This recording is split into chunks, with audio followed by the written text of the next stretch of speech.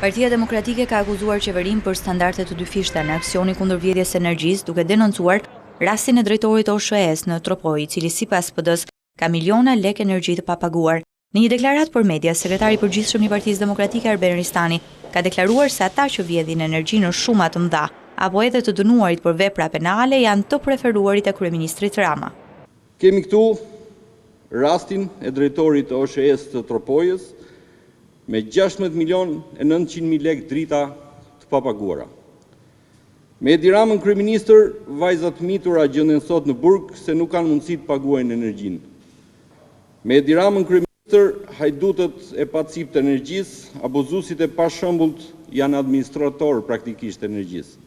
Ndërkohë, përfaqësues të Partisë Demokratike kanë zhvilluar një takim me banorët e njësisë 4 në Tiranë, ku 200 familje janë pa energji prej 3 javësh pasi nuk kanë mundësi ta paguajnë atë.